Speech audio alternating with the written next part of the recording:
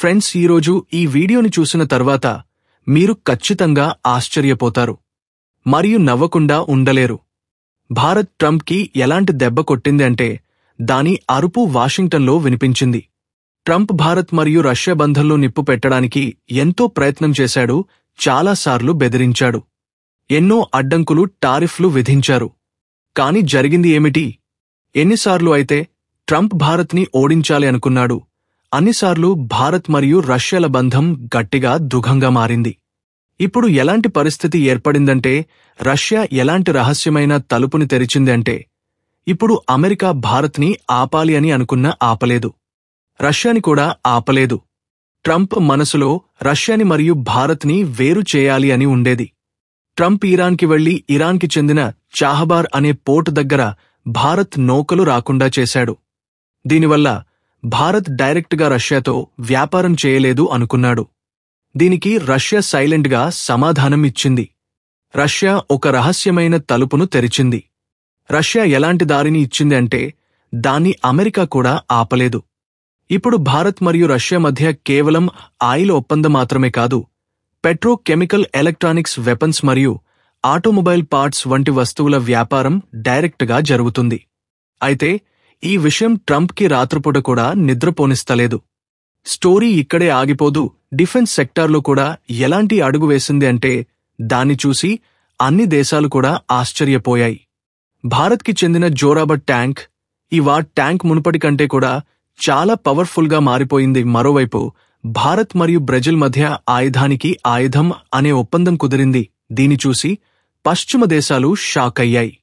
భారత్ ప్రస్తుత దగ్గర చౌక ఆయిల్ కొనడం ట్రంప్కి నచ్చలేదు. దీనివల్ల ట్రంప్కి కోపం వచ్చింది.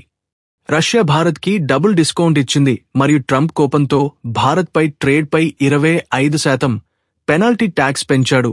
దాంతో భారత్ ట్రంప్కి పెద్ద దెబ్బ కొట్టారు మరియు యునైటెడ్ నేషన్స్లో మా నియమాలు వాషింగ్టన్లో నిర్మించబడవు, ఇవన్నీ ఢిల్లీలో నిర్ణయించబడతాయి అని గట్టిగా ట్రంప్కి దెబ్బ కొట్టింది.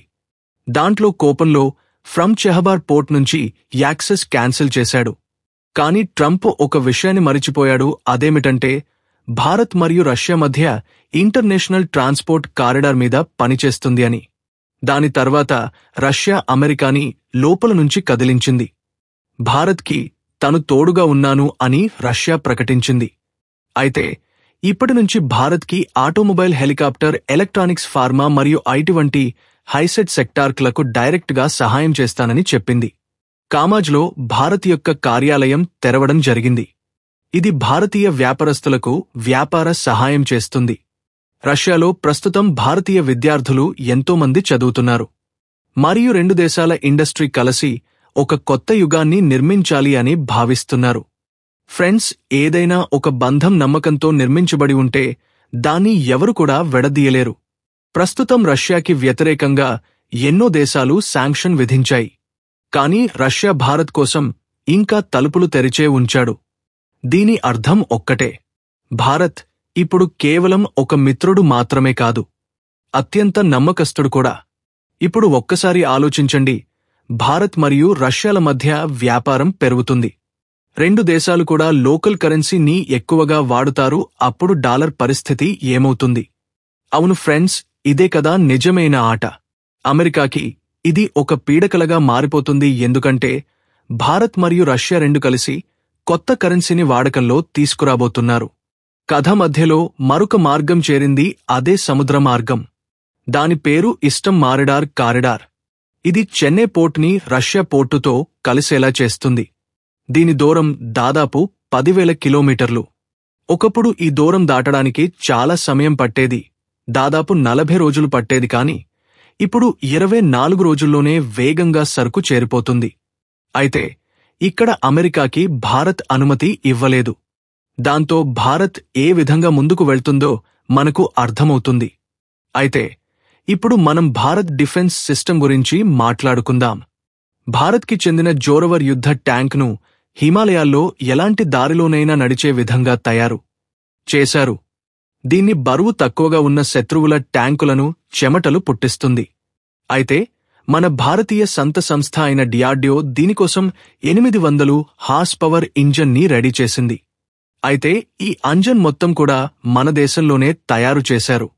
దీంట్లో ఒక పార్ట్ కూడా జర్మనీ, స్పెయిన్ వంటి దేశాలకు చెందినవి కావు. మొత్తం కూడా మేడ్ ఇన్ ఇండియా. రాబోయే కాలంలో ఈ యుద్ధ విమానం అరుణాచలం మరియు హిమాలయ పర్వతాలపై మన భారతీయ సైన్యాన్ని రక్షిస్తుంది. అయితే ఇక మనం ఆ ఒప్పందం గురించి మాట్లాడుకుందాం. ఈ ఒప్పందం పశ్చిమ దేశాల నోరు మూయించింది. భారత్ మరియు బ్రెజిల్ల మధ్య జరిగిన వెపన్ టు వెపన్ అనే ఒప్పందం గురించి మనం మాట్లాడుకుందాం. భారత్ అనే దగ్గర ఉన్న తేజస్ మరియు యుద్ధ విమానాలను ఇస్తుంది. దానికి బదులు బ్రెజిల్ నుండి ఎంబ్రాయిల్ C-390 military transport air craft తీసుకుంటుంది. ఒప్పందం చాలా స్పష్టంగా జరిగింది, ఎలాంటి లోపం లేకుండా.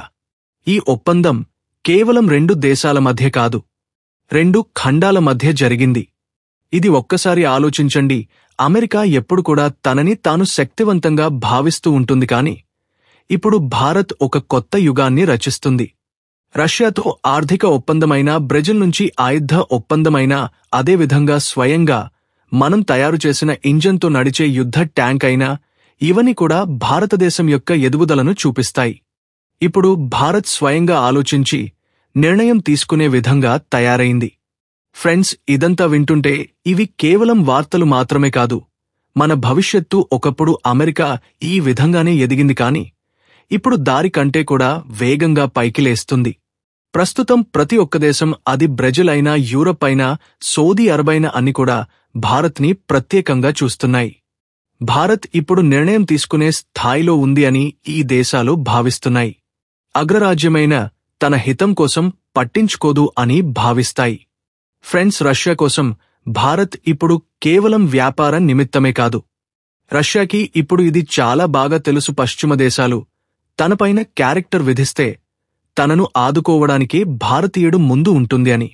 అన్ని వైపుల తలుపులు మూసి ఉంటే భారత్ ఒక కిటికీల రష్యాకి కనిపించింది. ఈ కారణం చేత రష్యా భారత్కి ఒక రసమైన తలుపుని తెరిచింది. దానివల్ల రష్యా కూడా ఆర్థికంగా ముందుకు వెడుతుంది. భవిష్యత్తులో కూడా ఈ దారి కేవలం ఆయిల్ మరియు ఎలక్ట్రానిక్స్ కి మాత్రమే నిమిత్తం కాకుండా ఉంటుంది. ఈ దారిలోనే భారత్ రష్యా యొక్క వెపన్ మ్యానుఫ్యాక్చరింగ్, స్పేస్ ఎక్స్పెరిమెంట్స్ వంటి వాటిలో కూడా పాల్గొంటుంది.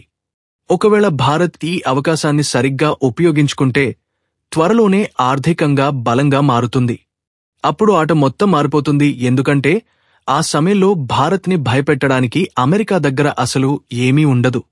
డాలర్ మెల్లమెల్లగా దీని నుంచి బయటికి వెళ్లిపోతుంది. మరియు భారత రష్యా వాడుతున్న రూపాయి మెల్లమెల్లగా గ్లోబల్ ట్రేడ్లోకి వెళ్లిపోతుంది. త్వరలోనే చైనా మరియు ఇరాన్ లాంటి దేశాలు కూడా ఈ కరెన్సీని వాడడం స్టార్ట్ చేస్తారు. భారత్ రష్యా యొక్క ఈస్టర్న్ మెరిటియం కారిడార్ ఓపెన్ అయితే ఏం జరుగుతుందో ఒక్కసారి ఆలోచించండి. చెన్నై నుండి రష్యా వరకు వెళ్లే ఈ మార్గం కేవలం వ్యాపార నిమిత్తమే కాకుండా 2 దేశాల మధ్య మంచి బంధాన్ని ఏర్పరుస్తుంది. ఈ మార్గంలో కేవలం రష్యా చేరడమే కాదు, చైనా, జపాన్, కొరియా వంటి దేశాలతో కూడా వ్యాపారం చేస్తుంది. మరియు భవిష్యత్తులో ఇక్కడ సైన్యాన్ని కూడా నిలిపితే భారత్కి మరింతగా సురక్ష లభిస్తుంది. అయితే ఫ్రెండ్స్, భారత్ మరియు రష్యాల మధ్య ఉన్న ఈ బంధం మీద మీ అభిప్రాయం ఏమిటి? కింద కామెంట్ చేయండి. అదేవిధంగా భారత్ మాతాకి జై అనే కామెంట్ చేయడం మర్చిపోకండి. వీడియో నచ్చితే ఖచ్చితంగా లైక్ చేయండి మరియు మన ఛానల్ని సబ్స్క్రైబ్ చేసుకోండి. జై హింద్, జై శ్రీరామ్.